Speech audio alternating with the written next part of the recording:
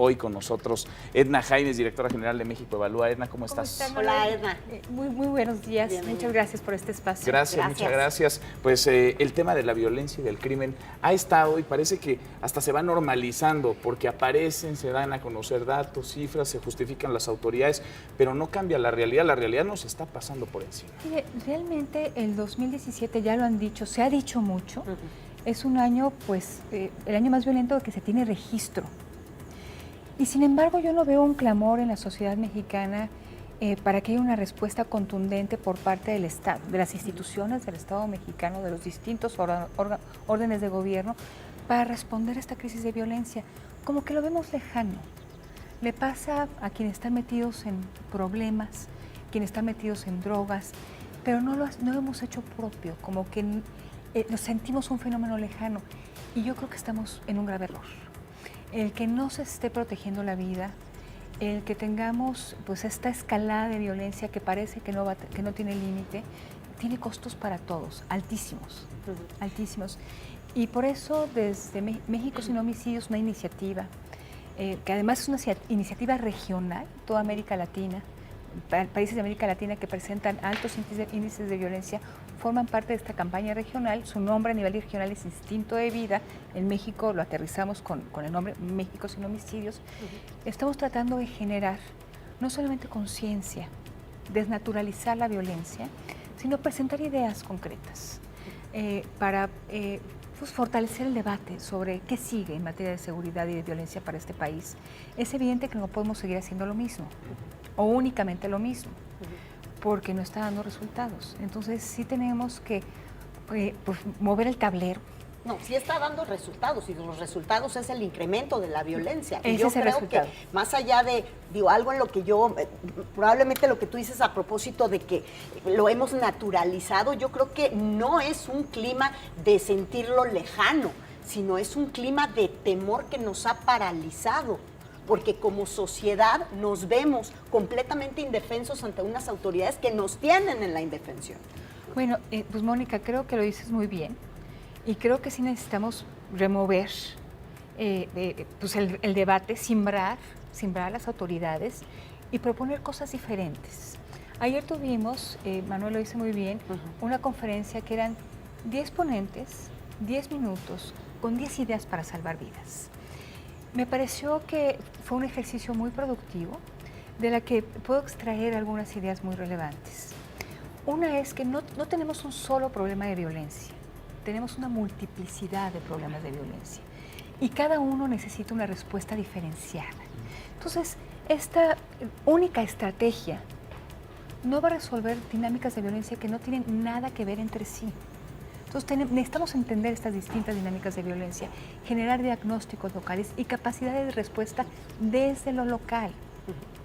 Desde la federación, pues el despliegue del ejército pues, puede contener un ambiente de mucha violencia, pero no va a solucionar el problema. Número 2, necesitamos no solamente reaccionar, sino prevenir.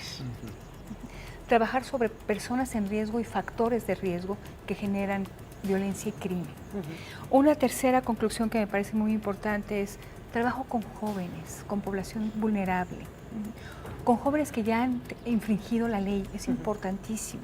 Una organización que forma parte de la iniciativa es Reinserto Mexicano y las experiencias son valiosísimas del trabajo que se debe hacer con jóvenes que ya infringieron la ley, pero que queremos reinsertar en la sociedad, no dejarlos aislados. Tuvimos al comisionado de seguridad de Morelia, que está haciendo cosas que parecen pequeñas, pero con gran impacto en la policía de allá. Y él decía, creemos que los conflictos tienen que ver con rivalidad delincuencial de estos grandes grupos criminales, pero también hay que reconocer que tenemos una pésima relación social con nuestros pares y que se ha ido deteriorando. Eso genera violencia, eso llega a generar homicidios. ¿Cómo podemos desactivarlos? Teniendo una atención temprana a los conflictos sociales, teniendo al policía muy cercano al ciudadano. Entonces, él nos muestra que pequeños cambios tienen grandes impactos. Qué interesante, porque el diagnóstico está, digamos, los números se tienen. Hay gente que tiene muchos años trabajando desde la sociedad civil, experta en temas, en ciertos factores que pueden transformar realidades. ¿Qué falta entonces en la clase política? ¿Voluntad? Empezar por la voluntad, querer realmente transformar y escuchar a estos expertos. Pues yo creo que sí abandonar una estrategia, una respuesta que no nos ha dado los resultados que necesitamos. Y necesitamos organizarnos mejor, porque tenemos 3 ámbitos de gobierno involucrados en tareas de seguridad, con competencias que no muchas veces son claras y con un marco de toma de decisiones que parece que no es funcional. Entonces necesitamos pensar en este marco de gobernanza en el que se toman las decisiones de seguridad para favorecer lo local, por supuesto con ayuda, supervisión de la federación, pero sí necesitamos encontrar maneras de que haya mejores entendimientos para que haya formulación de mejores políticas públicas y más efectividad. Pero reitero, y perdón que insista, en que las respuestas son locales. Y necesitamos construir capacidades desde lo local. Ahí es donde se reconocen las dinámicas delictivas, ahí se sabe dónde están los jóvenes en riesgo. Desde ese nivel se reconocen pues, qué tipo de intervenciones se pueden hacer para resolver un problema de violencia.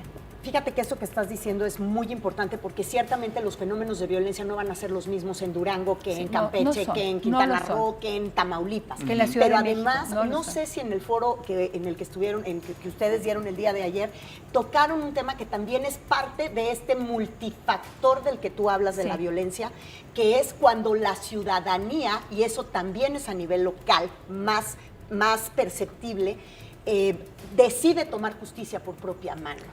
Y los famosos linchamientos que están focalizados en determinados municipios de determinados estados. Hay lugares donde ocurre más que en otros. Es una cultura que se ha ido desarrollando en respuesta a la misma violencia. Yo creo que tenemos respuestas ciudadanas muy diferentes. Desde el linchamiento, eso habla de una desesperación, Totalmente. de una desconfianza completa de la autoridad. Es ya una ruptura, un divorcio completo. Sí. No espero nada de la autoridad, por tanto actúo yo. Hasta donde la ciudadanía se involucra en actividades de prevención, en actividades de seguimiento de las respuestas gubernamentales a la seguridad, de las políticas de seguridad. Sí quiero decirte que en nuestro país tenemos experiencias exitosas de reducción de homicidios. Hay que aprender de ellas. Y un componente esencial de aquellas experiencias pues, que han tenido efectividad es la participación ciudadana. Cuando los ciudadanos se involucran en tareas de seguimiento, de evaluación de la autoridad, en tareas de prevención, de generar comunidades más robustas, más cohesionadas, la violencia y el crimen bajan. Y no hay soluciones, no hay fórmulas mágicas, se requiere de la participación y del trabajo de todos. Pues ojalá, Edna, que está el conocimiento, esté el diagnóstico, ojalá que quienes están ahora en campaña, que se van a topar con este problema cuando lleguen, el que gane, sea quien sea, llegue al cargo, pues ojalá que estén con las orejas bien puestas para escuchar estas salidas y estas alternativas, Pues, estas soluciones. esa es nuestra expectativa. Gracias. Ojalá que así sea. Muchísimas gracias. Muchas gracias.